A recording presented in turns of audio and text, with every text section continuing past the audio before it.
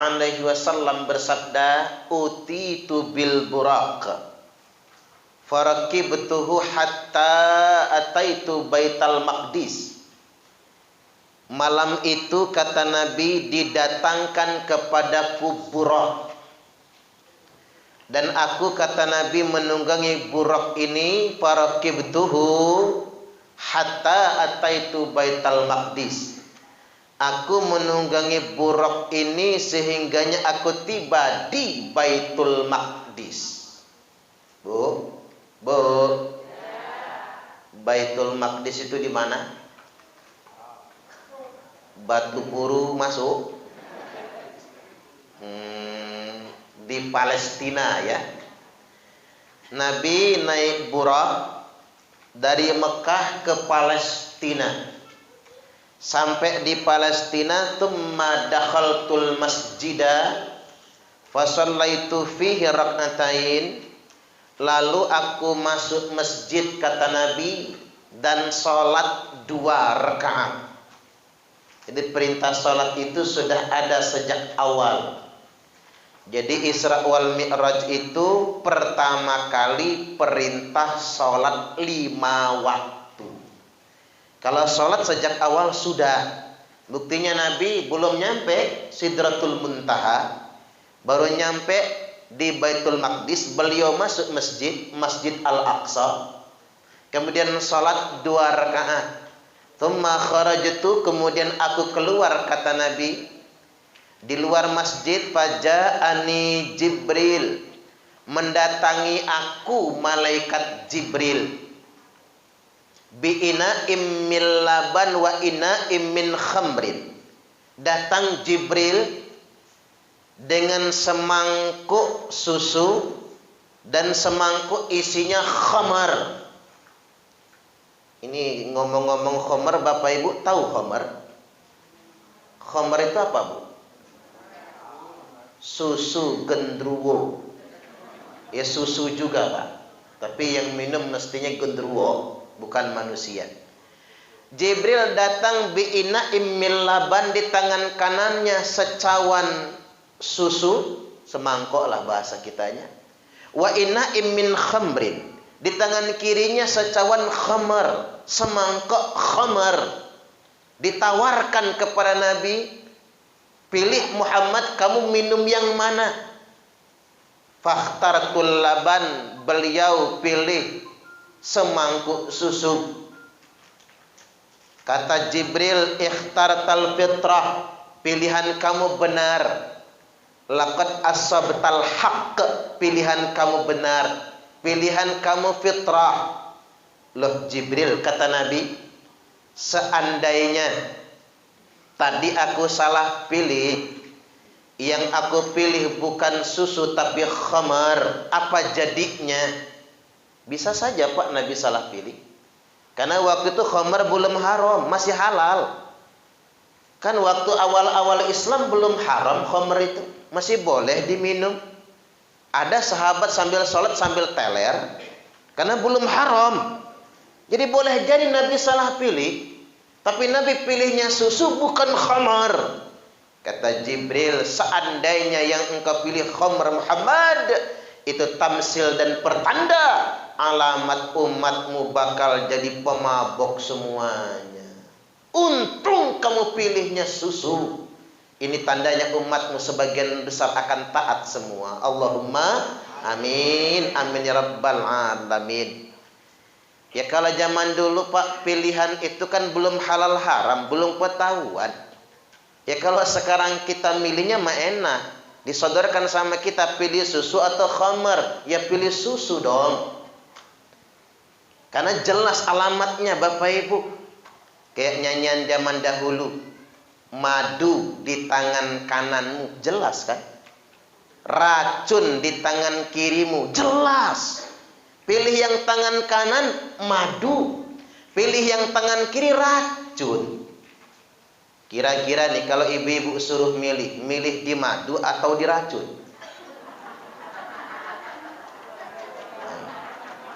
Tak ulang lagi ya Bu.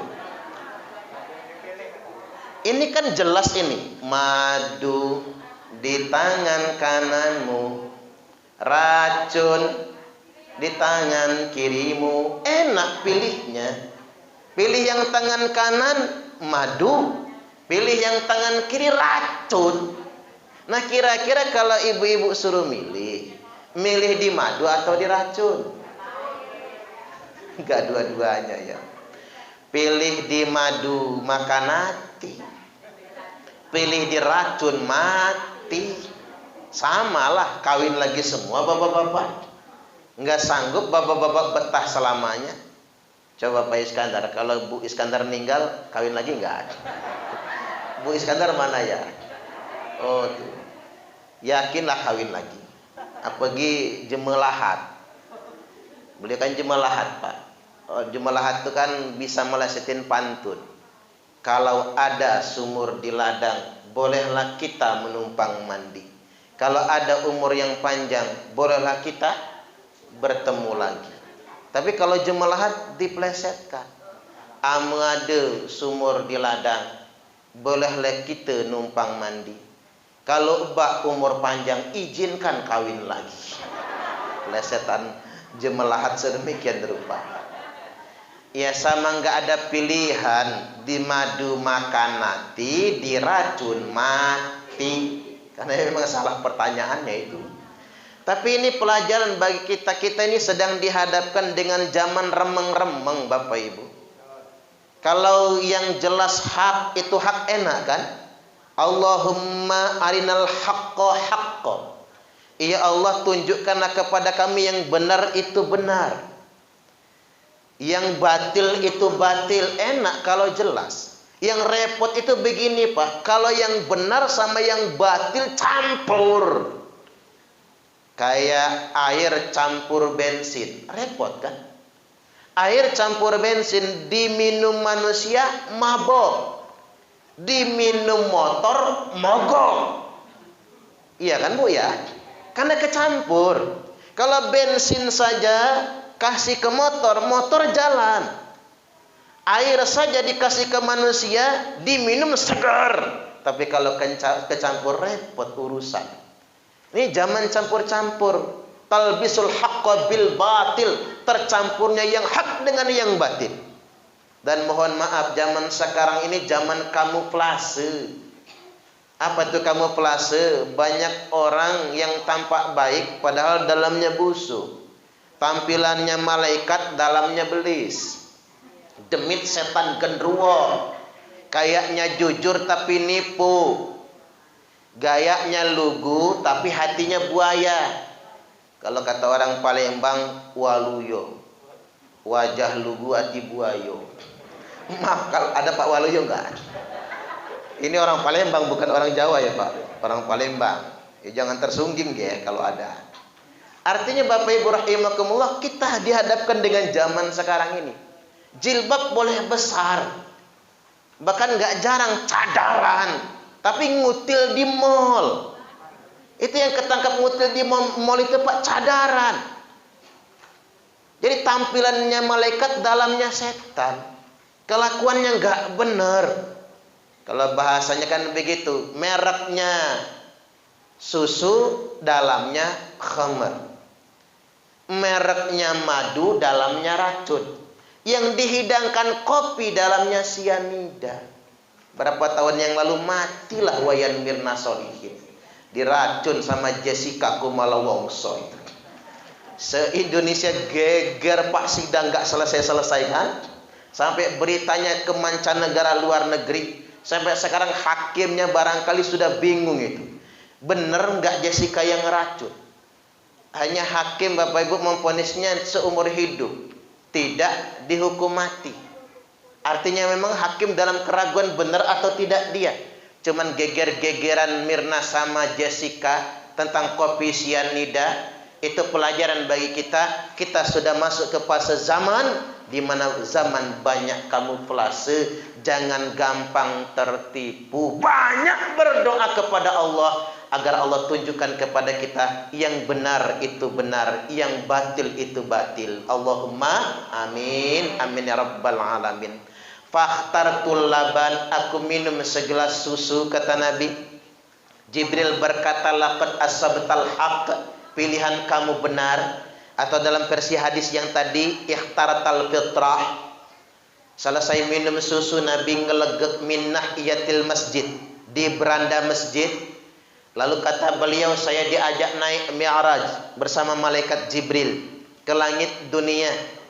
Jarak Bapak Ibu antara bumi sekarang ini dengan langit dunia, langit yang pertama itu kana miqdaruhu khamsina alfasanah. Jarak tempuh perjalanannya sama seperti perjalanan 50.000 tahun. Jadi kesuwen itu Pak, seperti jarak tempuh perjalanan 50.000 tahun. Yang Nabi menempuhnya dengan cepat sekali, saking jauhnya. Makanya banyak orang barat mengatakan langit itu enggak ada. Langit yang tampak biru cuman batas pandangan. Mengapa mereka mengatakan begitu? Karena frustasi. Enggak sanggup mereka mencapai langit itu. Nah, sampai di langit yang pertama, tsumma urija bina ila sama'id dunya. Lalu kami diangkat, kata Nabi, naik ke langit dunia. Langit pertama itu langit dunia namanya Pak. Langit terdekat dengan bumi kita. Naik ke langit dunia, fastaftah Jibril. Jibril minta dibukakan pintu. Bertanya penjaga pintu langit. Jadi langit itu di pintunya ada penjaga. Seperti kalau masuk istana ada pas pampres. Kalau sembarangan masuk ke sana digebuk. Kemarin viral ya Pak, yang pengendara motor gede masuk ring 1 penjagaan istana dihajar sama pas pampres. Sama Bapak Ibu, menjajal masuk ke langit, ring 1-nya Allah, maka dihajar sama malaikat. Makanya kemarin rame batu meteor jatuh di Lampung Tengah kan?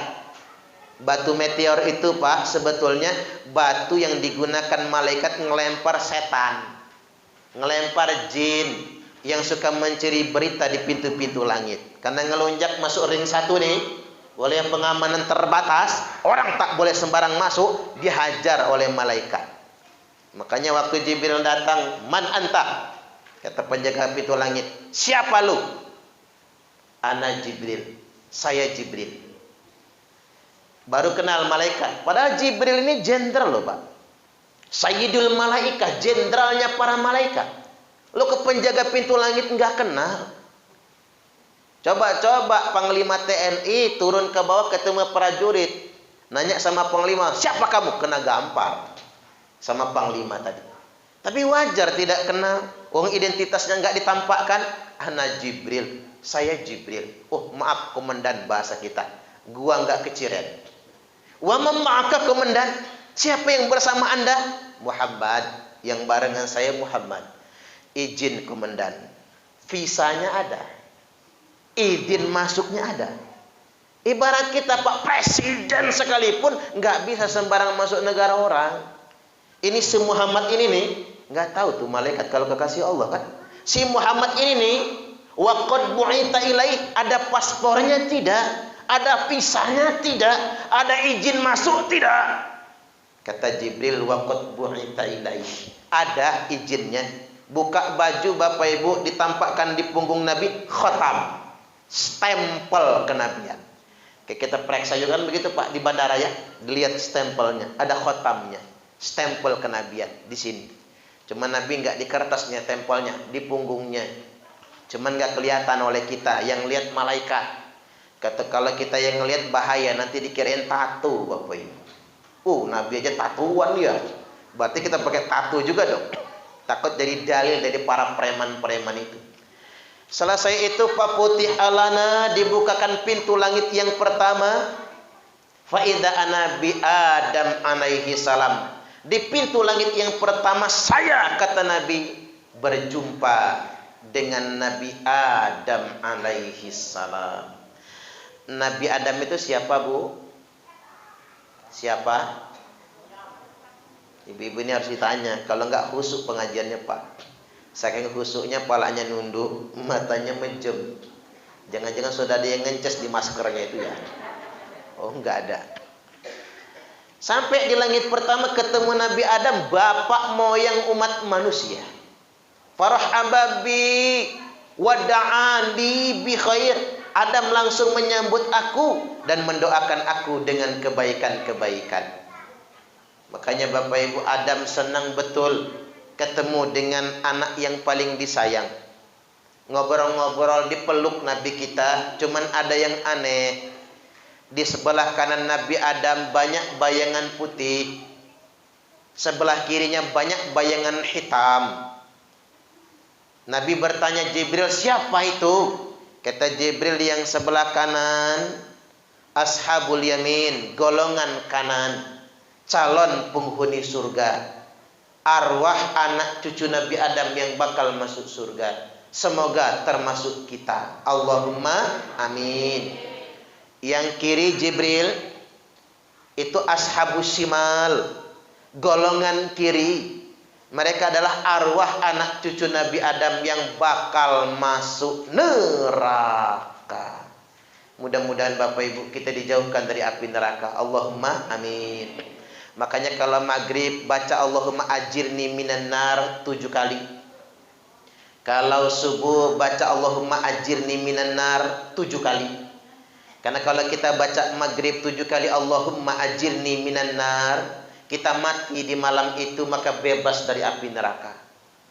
Dan kalau kita baca di subuh 7 kali Pak Allahumma ajirni minan nar, kita mati di siang harinya maka pun bebas dari api neraka. Allahumma amin. Mudah-mudahan kita semua masuk surga. Cuman ada yang aneh. Di sebelah kiri itu kebanyakan perempuan. Ini yang jadi soal, Pak. Tapi ya bukan masyarakat Sidoarjo 1 lah ya. Padahal di sini kan sudah kena lumpur lapindo kan. Oh, yang di Jawa kena lumpur ya Bu ya.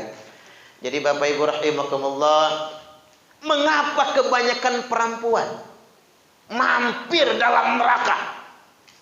Karena kebanyakan wanita kurang bersyukur kepada suaminya. Itu sebabnya. Ada uang abang disayang, enggak ada uang abang ditendang. Kalau dompet lakinya lagi gemuk, mau dipeluk. Coba kalau dompet lakinya lagi nipis, laki megang saja bilangnya najis. Jijai bajai najong tralala.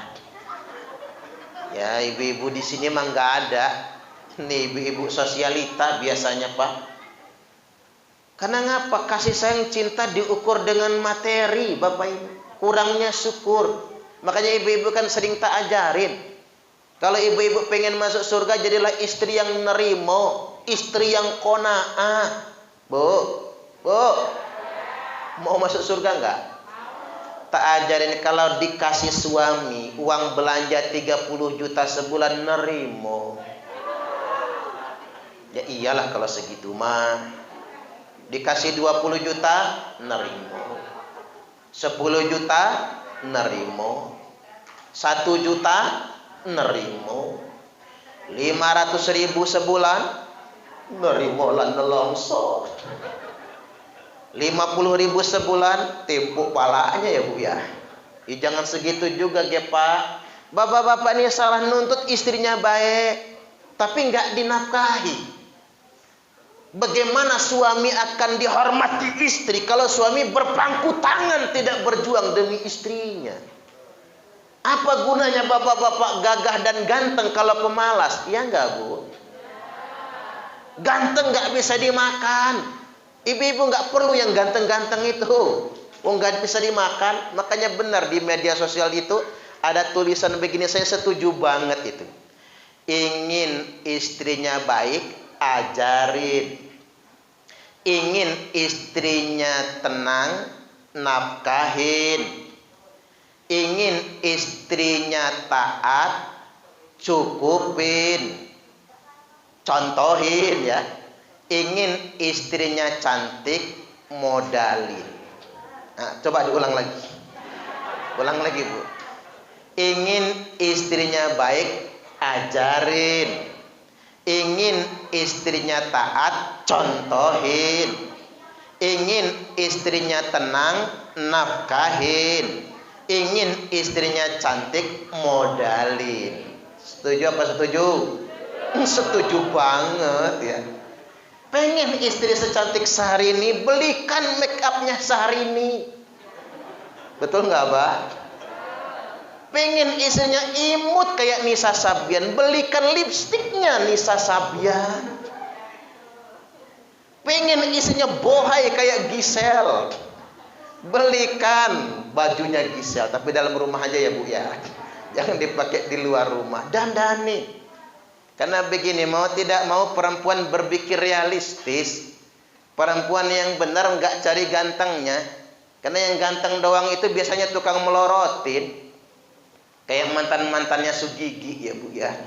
Ganteng sih ganteng Pak, tapi melorotinnya itu yang jadi soal.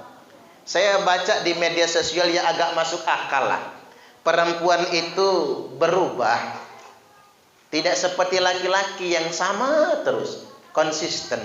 Tapi kalau perempuan berubah begitu cepat. Perempuan usia 17-20 tahun, yang dilihat dari laki-laki itu tampan. Makanya ibu-ibu jangan heran Pak, Bu, kalau punya anak gadis ABG, anak baru gede, remaja lagi puber-pubernya, koleksi di kamarnya foto Lee Min Ho, nggak ada foto saya Bu di koleksinya, nggak laku. Pokoknya yang ganteng kalau model Indonesianya itu Perol misalnya, Rizky Febian, itu yang dikoleksi karena memang umurnya.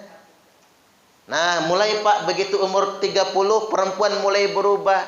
Yang diharapkan dari laki-laki bukan tampan tapi mapan. Apa gunanya tampan kalau pemalas? Tampan tapi melorotin. Biarpun palanya peang, mukanya bopeng, jerawatan penuh di muka, kulitnya gosong kayak pantat wajan. Tapi kalau mapan, rumahnya kayak rumah Sule, uang belanja sebulan 300 juta, hilang bopengnya, hilang. Yang kelihatan ganteng aja tuh lakinya. Ini konkret ini, 30 tahun. Begitu istri umur 40 tahun berubah. Tak hanya mapan yang diharapkan dari suaminya, kalau bisa punya suami yang ada jabatan, minimal ketua takmir masjid lah. Kan disebut oleh pembawa acara yang kami hormati, Bapak Ketua Takmir Masjid. Kata Bu Iskandar, laki gua itu. Ada prestisnya ada Pak. Kan jabatan tuh. Kan senang punya suami ketua RT, kepala daerah tingkat 7. Apalagi jadi bupati, anggota dewan, apalagi suaminya ustadz, makanya ustadz banyak yang demen Pak, soalnya ya, status sosialnya kepedean, air laut asin sendiri katanya. Allahu Akbar. Apa ibu-ibu berhenti sampai di situ, berubah lagi. Begitu umur 50 tahun yang diharapkan dari suami bukan jabatan, tapi kesetiaan. Ibu-ibu kalau sudah umur 50 melihat suami yang penting setia. Lo kok setia Bu? Iya Ustaz. Apa gunanya tampan? Enggak ada gunanya mapan. Pret punya jabatan tapi kanjinya kelewat misalnya. Simpenannya di mana-mana, makan hati ya Bu ya. Sakit rasanya. Mau cerai kasihan anak-anak. Enggak cerai menyakitkan. Dasar bajingan tengik. Saking tengiknya nggak enak lagi dimakan. Mau dibuang saya, nggak dibuang menyakitkan. Nangis berlindangan air mata. Banyaklah ibu-ibu yang curhat sama saya, Ustadz, nggak penting jabatan, nggak penting mapan, nggak penting tampan, yang penting kesetiaan. Iya juga. Apalagi ibu-ibu sudah menopause misalnya, sudah nggak produktif lagi, sudah peyot campur melar. Udah kayak dikasih baking powder, mekar misalnya ya Bu. Allahu Akbar. Tapi gini-gini jangan menghina istri Pak. Jelek itu ada batasnya, betul Bu ya. Cantik itu cuma 20 tahun. Istri cantik Pak, umur 17 tahun, umur 37 ya pewot lah. Apalagi brojol maning. Sebetulnya cantik tidak kekal, yang kekal itu jelek. Kalau jelek itu selamanya, Pak. Umur 17 jelek, 40 jelek, 60 ya masih jelek juga. Umur 70 ya jelek juga. Saya jadi pengen ketawa. Maaf ya Bu ya. Tapi ada fadilahnya punya istri jelek. Kalau bapak-bapak mati duluan, nggak ada yang pengen sama istrinya. Coba kalau bapak-bapak punya bini ireng, gembrot, pendek, merongos. Coba ulang lagi. Ireng, gemuk, pendek, merongos. Terus bapak-bapak mati duluan, nggak ada yang pengen sama istrinya. Kekel jandanya, setia cintanya, fokus sama anak-anaknya. Coba bayangin kalau bapak-bapak punya istri cantik. Begitu bapak-bapak mati duluan, istri masih umur 37 tahun, 38 tahun. Cantik, ya nangis dia. Waktu menangisi suaminya meninggal. Tapi mulai ketua takmir masjid mendekat. Pak Iskandar, setenang aja deh. Enggak usah berlebihan menangisinya. Ikhlas. Ini takdir. Takdir dari Allah. Gini sajalah. Kalau kamu butuh apa-apa, anak kamu butuh biaya sekolah, abang tanggung. Beres-beres. Mulai dia noleh. Coba saya punya laki kayak Pak Iskandar. Urusan, Pak. Makanya Bapak Ibu rahimakumullah, balik lagi. Ibu-ibu umur 50 yang dilihat dari suaminya kesetiaan. Apa perempuan berhenti sampai di situ? Tidak juga, Bu. Begitu umur 60, perempuan berubah lagi. Yang diharapkan dari suaminya bukan kesetiaan. Percayalah sama saya, Pak. Ibu-ibu kalau sudah umur 60 tahun yang diharapkan dari suaminya bukan kesetiaan, tapi kesehatan. Ya enggak, Bu? Yakin dah. Ustadz, ada ibu-ibu ngomong, Pak, saya enggak apa-apa kok punya laki kanji, yang penting sehat. Ini benar ada omongannya, Pak. Enggak apa-apa punya laki kanji. Senang saya, malah masih ada yang mau laku berarti laki saya. Coba jajal ibu-ibu sudah umur 60, bapak-bapak umur 70 tahun.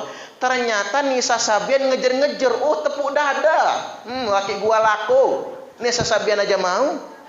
Kalau sudah umur 60 tahun, itu yang diharapkan dari suaminya kesehatan. Loh kok kesehatan, Bu? Iya Ustadz, repot betul. Suami stroke bengek. Udah stroke bengek cerewet. Telat bikin teh marah. Telat bikin anduk marah. Telat ngebawain anduk marah. Istri sambil ngaduk teh ngebatin. Lama betul ngaduk tehnya itu. Kapan matinya laki saya ini. Percayalah sama saya, Pak. Kalau bapak-bapak sakit-sakitan cerewet, kapan matinya dia ini. Allahu Akbar. Maka sakit apa kanji nggak apa-apa, yang penting sehat, kata ibu-ibu. Itulah perempuan, selalu berubah. Beda sama laki-laki. Kalau laki-laki ini konsisten, istiqomah. Laki-laki selama dia sehat, Pak. Umur 17-20 yang dilihat cantik, bening. Umur 30 tahun, 40 tahun yang dilihat cantik, bening. Umur 50 tahun, 60 tahun yang dilihat cantik, bening. Coba buktiin, Bapak Ibnu Yasir, kalau umurnya udah 70 tahun nantinya. Kalau ngelihat orang bening itu, dari kacamatanya anak siapa ini kira-kira? Ya manusia, laki normal, Pak. Wajar saja, itulah laki-laki konsisten istiqomah. Makanya perempuan lebih siap menjanda daripada laki-laki yang menduda. Saya kasih fadilah dulu buat ibu-ibu yang janda. Ada janda nggak di sini? Ngacung kalau ada mana? 1, 2, terus lagi? 2 ya. Ada yang siap menjanda nggak? Oh nggak siap ya Bu. Janda itu imra'atan idza mata zaujuha. Wanita yang apabila suaminya mati, walam tatazawwaj, dan dia tidak kawin lagi, masuk surga dia. Tapi suaminya jangan diracun ya Bu ya. Nungguin kok nggak mati-mati misalnya. Tapi kalau laki-laki nggak sanggup, Pak. Makanya kalau ayam mati jagonya, anak ayam anteng. Sebaliknya kalau ayam mati induknya, anak ayam kocar kacir. Makanya bapak-bapak, inilah mengapa rahasianya kok laki-laki duluan mati daripada perempuan. Lebih banyak janda daripada duda. Karena perempuan siap menjadi single parent, siap. Ibu angkat saya, Bu, janda, anak masih kecil-kecil, kerja nyuci gosok tempat orang, anaknya ada yang ngebeca demi nafkah hidup, nggak mau nikah lagi demi anak-anak. Alhamdulillah, anaknya lulus kuliah semua, 6-6-nya jadi PNS semua. Bahkan yang ngebeca itu Pak, diterima di keimigrasian. Sekarang di Bandara Soekarno-Hatta Pak, pegawai imigrasi, bahasa Inggrisnya mantap. Anaknya patungan, ibunya naik haji tahun 2016 kemarin. Tuh hebatnya ibu. Makanya rezeki pasti ada. Walaupun janda ngurus 6 anak masih kecil-kecil, rezeki pasti ada. Tapi kalau bapak-bapak yang nggak sanggup, ada kakek-kakek di kampung saya umur 80, tapi namanya bukan Iskandar, bukan ya. Kok Pak Iskandar terus yang kena ya? Umur 80 tahun Pak, istrinya meninggal, belum nyampe 40 hari dikubur, tanah masih merah, Bu, masih ngegunduk. Si kakek demam menggigil, kedengaran suara gigilannya, suara apa itu? Sampai ke dapur lirih terdengar. Ya kan nggak tega anak cucu. Masuk ke kamar, Mbak nak pecel, enggak katanya, enggak mau. Mbak nak bakso, enggak mau. Mbak nak sate, enggak. Mbak nak kawin lagi, katanya. Gara-gara ditawarin kawin lagi Pak, mari langsung sehat si kakek. Itu toh obatnya. Makanya bapak-bapak, hargailah perjuangan ibu-ibu. Dia pantang mundur dan pantang menyerah demi anak-anaknya. Tapi ibu-ibu, surganya wanita ada pada suaminya. Lau amartu ahadan ayyasjuda li ahadin, la amartul mar'ata an tasjuda li zaujiha.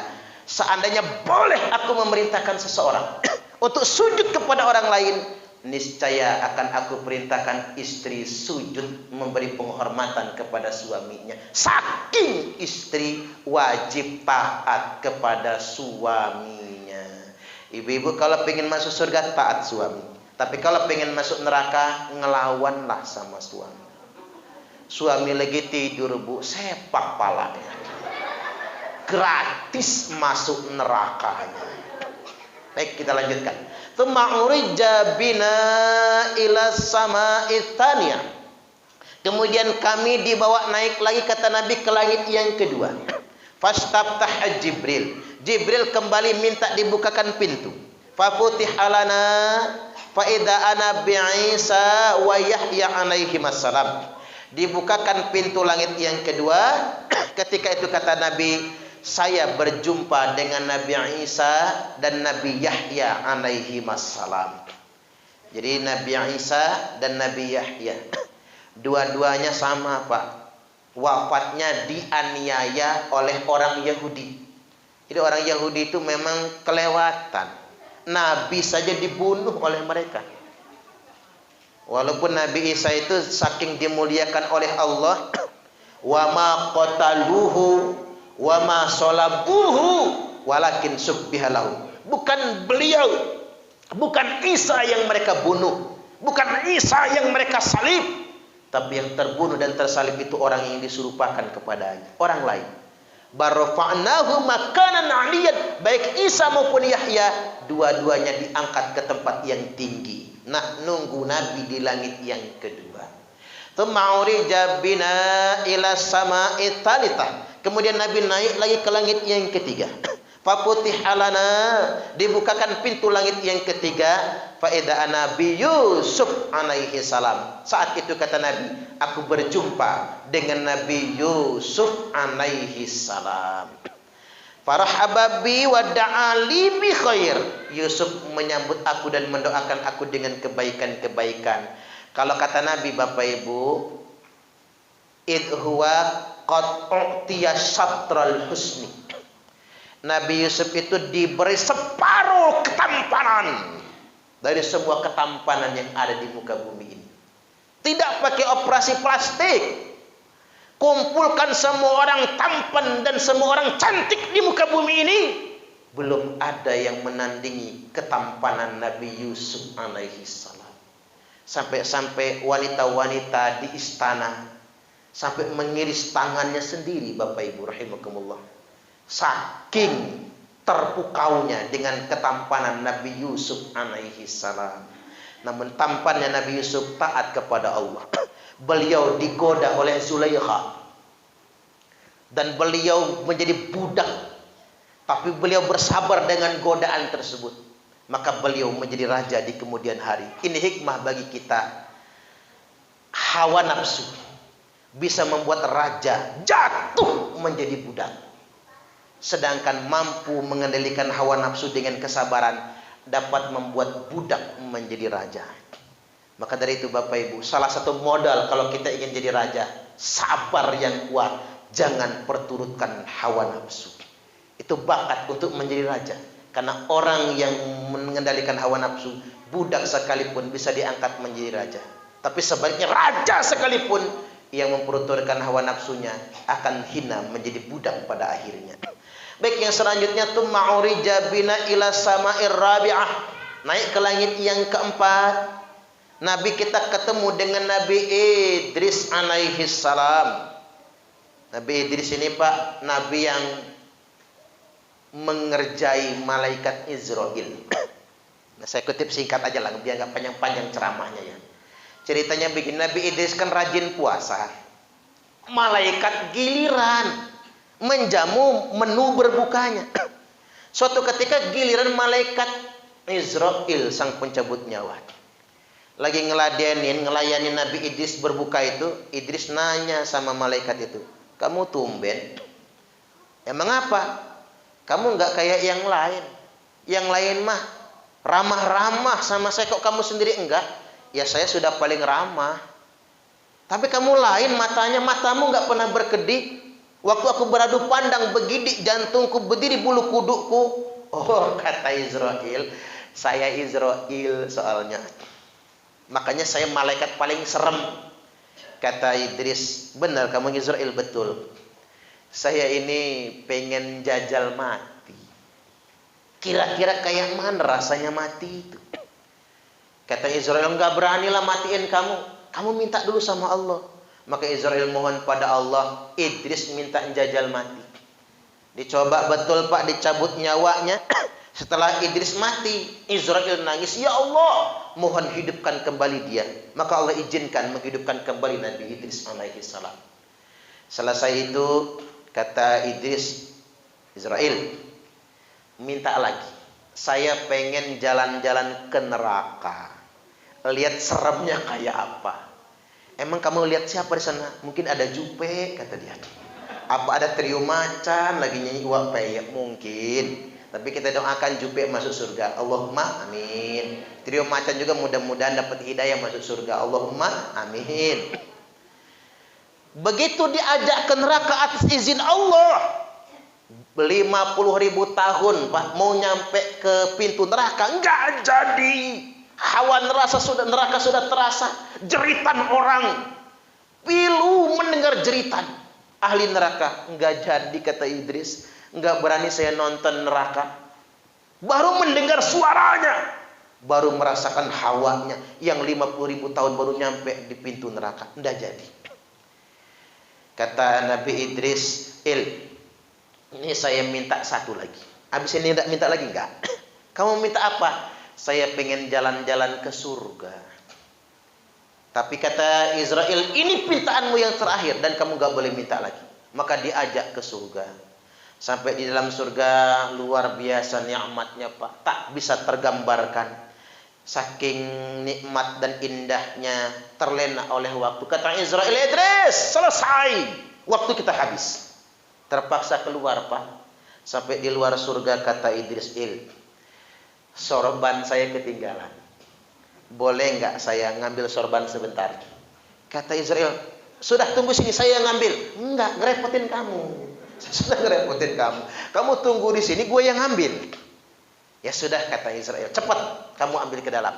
Begitu masuk ke dalam, kok nggak keluar-keluar Pak? Idris, kata Israel, Waktu kita sudah habis, ngapa kamu nggak keluar? Idris dari dalam surga nyaut, hanya orang bodoh yang sudah masuk ke dalam surga tapi dia ingin keluar lagi. Izinkan saya untuk tetap ada di dalam surga. Maka Israel dikadalin oleh Nabi Idris alaihi salam. Coba saya yang jadi Nabi Idris ya Pak ya, maulah saya ngadalin begitu. Udah dalam surga, saya kasih tahu sama bapak-bapak, di surga nggak ada orang cemburu Pak. Bapak-bapak boleh jadi sebelum mati, Ma, kalau papa mati mama jangan kawin lagi karena masih hidup. Coba kau dalam surga sudah ada. Ya Allah, model bini gua udah melar begitu, mana kutilnya udah banyak lagi. Biarin ya Allah, saya dalam surga aja nggak apa-apa sama bidadari. Dia mau kawin lagi urusan dia. Subhanallah, nggak ada orang cemburu dalam surga itu. Keindahan yang sungguh luar biasa. Mudah-mudahan kita semua masuk surga. Allahumma amin. Tsumma urija bina ila sama'il khamisah. Naik ke langit yang kelima. Nabi Idris bertemu dengan Nabi kita bertemu dengan Nabi Harun alaihi salam. Fafutih alana, dibukakan pintu langit yang kelima. Faida Nabi Harun alaihi salam. Ketika itu beliau diperjumpakan dengan Nabi Harun. Nabi Harun itu siapa? Saudaranya Nabi Musa. Nabi Harun ini jubir Pak, tukang ceramahnya Nabi Musa. Naik lagi ke langit yang keenam, tsumma urija bina ila sama'is sadisah. Naik ke langit yang keenam, Nabi kita berjumpa dengan Nabi Musa alaihi salam. Tsumma urija bina ila sama'is sabi'ah. Naiklah ke langit yang ketujuh. Faputih alana, dibukakan pintu langit yang ketujuh bagi kami. Faida ana bi Ibrahim alaihi salam. Ketika itu saya, kata Nabi, diperjumpakan dengan Ibrahim alaihi salam, bapak moyangnya para nabi.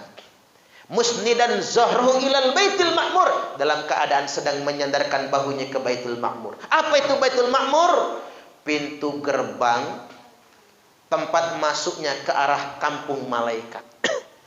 Yang masuk lewat pintu itu malaikat dalam satu hari sab'una alfa malakin, 70.000 malaikat yang tidak pernah kembali lagi.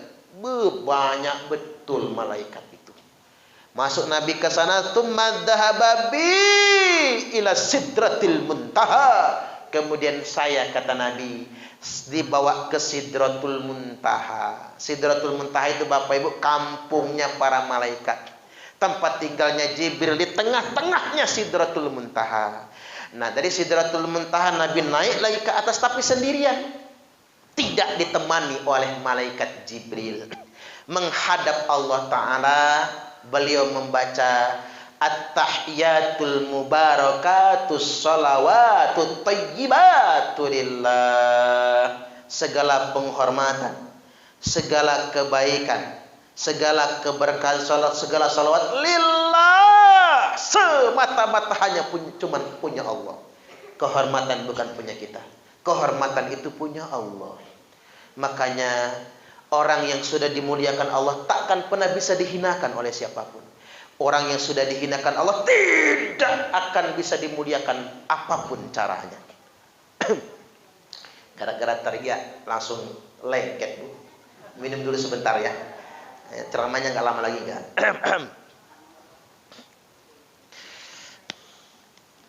Bismillah.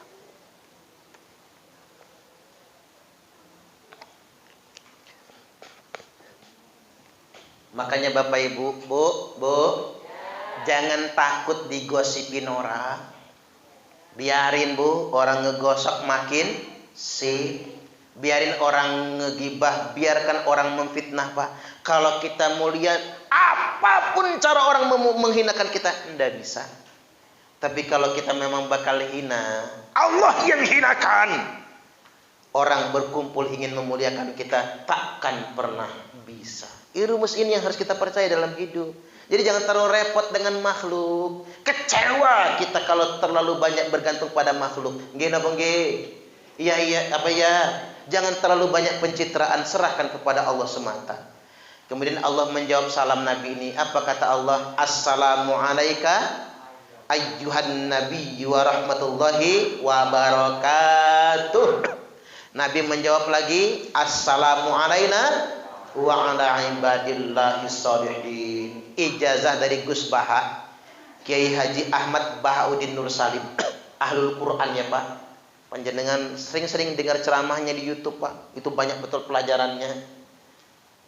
Kalau yang ngerti bahasa Jawa, yang baca bahasa Jawanya, yang ngerti lah bahasa Jawa kan sudah menjadi bahasa nasional kedua kan.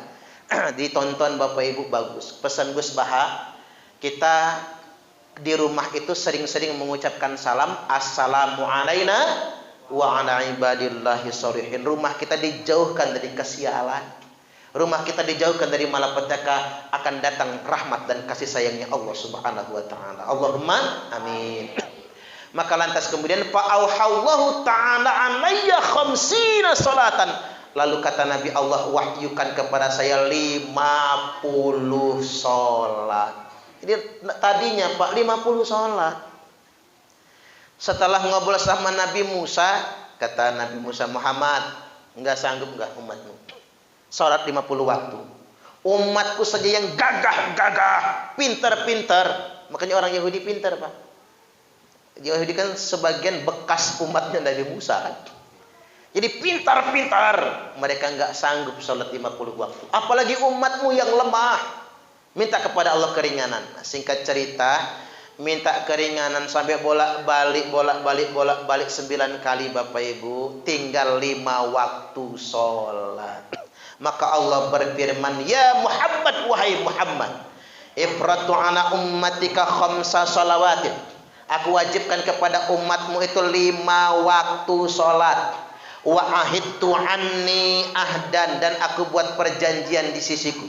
Bunyi perjanjiannya begini, annahu man hafadha alaihinna liwaqtihinna adkhaltuhul jannah. Barang siapa yang menjaga 5 waktu salatnya pada waktu-waktunya, aku masukkan dia ke dalam surga. Wa man lam yuhafidh alaihinna liwaqtihinna fala ahdalahu indi. Dan barang siapa yang tidak menjaga 5 waktu salat pada waktu-waktunya, maka tidak ada janji di sisiku. Hidup sederhana Pak. Jaga salat, insya Allah kita semua masuk surga. Allahumma amin. Jangan kayak kata orang, salat zuhur mepet asar. Asarnya numbur maghrib, maghribnya mentok isya, isyanya ketiduran, subuhnya kesiangan. Ketiban salat subuh niatnya begini, usalli fardhos subhi raka'ataini mustaqbilal qiblati qodoan lillahi ta'ala. Laka qodoan Pak jam 8 salat subuhnya. Istrinya nyusul, apa kata istrinya? Usalli fardhos subhi raka'ataini mustaqbilal qiblati, kesiangan lan kawanan lillahi ta'ala. Lo kesiangan Bu jam 9 salat subuhnya. Nanti anaknya niru, apa kata anaknya? Usalli fardhos subhi wal zuhri wal asri wal maghribi wal isya'i kroyoan oplosan lillahi ta'ala. Tambah hancur salatnya. Kalau orang Jakarta lebih hebring lagi apa? Subuh maraton, zuhur ke salon, asar main badminton, maghrib mainin handphone, isya nonton sinetron, mati kena smackdownnya malaikat Israel. Jadi kesimpulannya begini, di peringatan Isra wal Mi'raj ini, walaupun banyak kejadian yang dialami Nabi, bahkan saking banyaknya Pak, para penceramah nggak sempat menceritakannya, berbab-bab ceritanya. Cuman ada satu pesan penting, jagalah sholat fardu 5 waktu. Itu amanah bagi kita semua. Jadi Islam tidak muluk-muluk Bapak Ibu. Kalau kita mampu menjaga sholat fardu 5 waktu, mudah-mudahan Allah ridho kepada kita dan kita semua masuk surga. Allahumma amin. Amin ya rabbal alamin. Jadi surga itu nggak mesti jadi teroris, nggak perlu ngebom Pak. Jaga sholat 5 waktu. Kalau Bapak Ibu sudah menjaga sholat 5 waktu, tapi nggak dapat surga, silahkan protes di hadapan Allah. Ada hujah yang diterima. Kata kita, ya Allah, saya sudah sholat nih, ngapa masih masuk neraka juga? Betul kamu sudah sholat kata Allah. Kita berhujah di hadapan Allah, Allah ridho dan kemudian dimasukkan ke dalam surga. Tinggal begini Bapak Ibu, sebaik apapun kita, Jangan pernah merasa paling suci, jangan pernah merasa paling baik sendiri. Kan orang yang merasa paling suci dan merasa paling baik sendiri, mau tak mau mampir ke dalam neraka. Lebih baik kita merasa banyak dosa, sehingganya kita mawas diri, banyak bertobat dan menjaga salat fardu 5 waktu. Baik, demikian, tidak berpanjang lebar, kita berjumpa lagi di bulan yang akan datang. Mudah-mudahan ini semua bermanfaat. Kita tutup dengan berdoa. Ya